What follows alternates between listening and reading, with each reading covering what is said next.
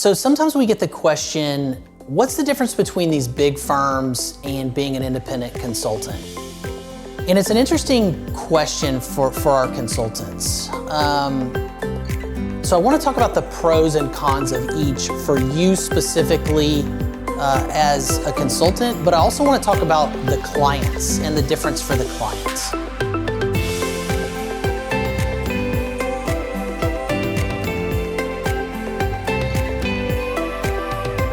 So first of all, the pros and cons for you as a consultant of being with a big firm.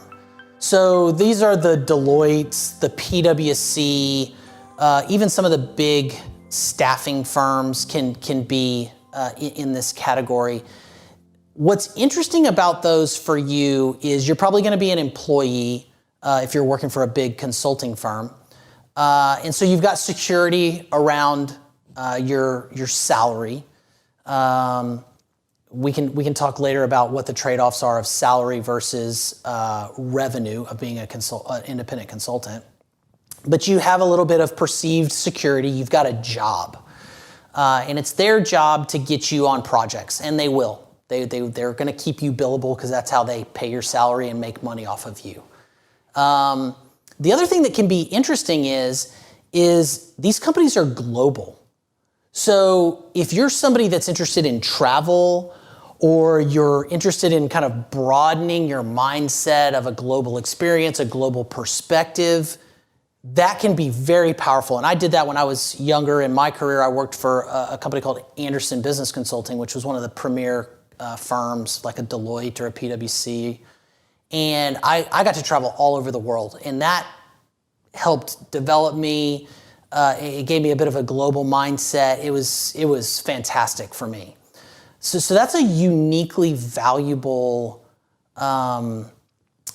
trait that these big companies have, is the ability to land you those. And you can just be that honest and direct with them and tell them that that's what you want to do, and they'll find you those opportunities. So I think that's a really good one. The other thing you're going to get with these big firms is you're going to get training and development.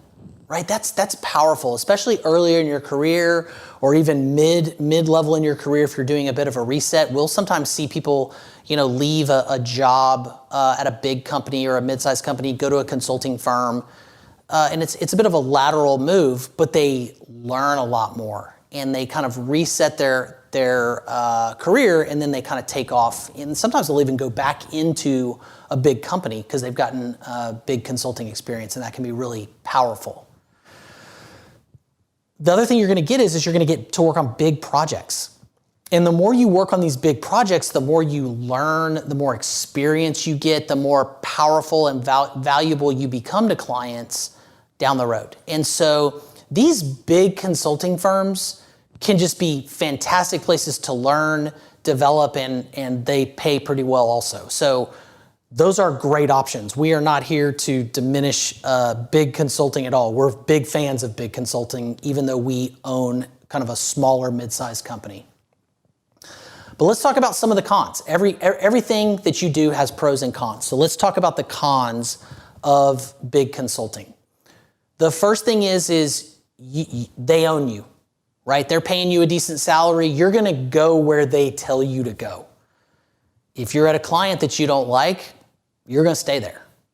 If you need to travel and you're not really wanting to travel right now, whether that's just, to another city in the US or internationally, you're going to go whether you want to or not, because they're paying you. So there's less ownership and control over yourself and your career and you as a business entity and what you do than if you were an independent consultant. That's an important thing to know and a trade-off to understand. Typically, it's going to be less money than if you're an independent consultant, right? To a certain extent, you're taking a perceived risk. We can talk and debate whether that's real, right? If you land on long-term projects, is it really that risky? But even just that perception of risk, you're shifting that risk to the consulting firm, and they're charging you for it. They're taking your money. So if you take on more of that risk, you make more of the money. Okay, the last point here is really about being a road warrior. In the consulting world, you can be on the road quite a bit. For some people that can actually be a pro, but it can really start to wear you down. This kind of goes back to the point I was making earlier where you're gonna go where they tell you to go. And sometimes that grind, if you talk to anybody who's been in the consulting industry, the grind of just getting out, to the client on a Monday or even a Sunday night, and then coming home on a Thursday or a Friday, the grind of doing that over time can really wear you down. It can strain your family. It depends on where you are with your family life. But regardless, the point is when you work for a firm, that can really happen, and it's kind of a notorious thing in the big consulting industry.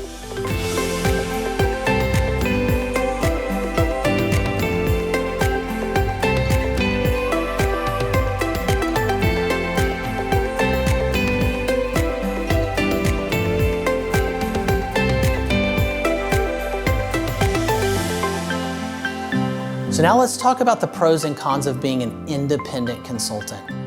And a lot of times we get into a bit of a mind shift here, and we really blow this out on other episodes. So look up some of those if you want to get into that. But at a high level, you're shifting from being an employee to being an independent business. And there are a ton of pros that come with owning your own business.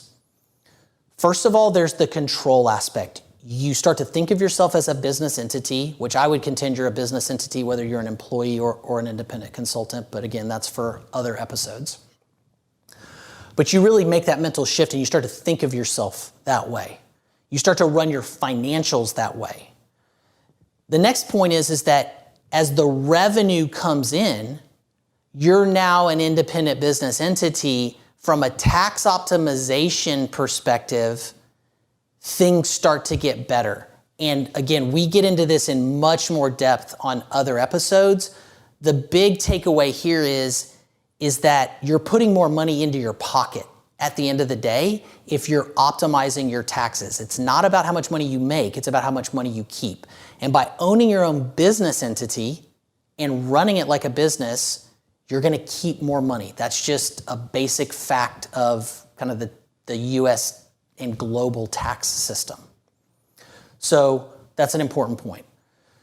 The next one is freedom. You are now your own business. You're free to choose who your clients are.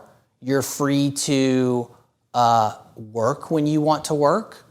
If you want to be part-time or you want to take Fridays off, that's your schedule. When you work for a big consulting firm, that's much tougher to do. And in fact, you're gonna have a real hard time doing it. You're gonna have to have that conversation up front. So the freedom when you own your own business, even if you're working through somebody, we have people that work through us all the time through our firm. It's just clear. This lady doesn't work on Friday, or this lady's 50%. So all of that is defined up front, and it's just kind of run that way, and you have a lot more control. Okay, let's talk about some of the cons of being an independent consultant. So one thing is, and again, this gets into mind shift, but there is a perception of an increase of risk, right? You don't have a job, so if you're not billable, you're not making money. For a lot of people, that can be a hurdle. We tend to see people just get onto a long-term project and get rolled onto the next thing by the same client usually. But if they're going to exit a client, we've typically got things lined up for them, or they've got something lined up with another firm before they even roll off. And so there's almost no gap. If there is a gap, we're talking like a month or a couple of weeks, right? So the money should the increase in money should offset that risk. But that risk and that perception of risk is there, and that's something you really need to just know and prepare for and understand. If you're just somebody that doesn't like that risk, that's a really big con for you. So then the other thing is you need a network to staff you on stuff. And we get into this in a lot of detail in our courses and in other episodes. But what you're really doing is you're networking with firms, whether it's consulting firms, staffing firms, whatever it is, and they're the ones placing you. And so you need to invest in understanding who these people are, having them understand who you are so that they can place you. So all of this in a way is about turning that network into your sales force, because you are running a business, so you need sales. But that is a con, right? So for some people that seems overwhelming. Part of what we try to do here through our courses and through our content is to educate you on how easy that really is. But for some people, that just becomes overwhelming and they'd rather just be an employee with a bigger consulting firm. So it's important to understand that as a con.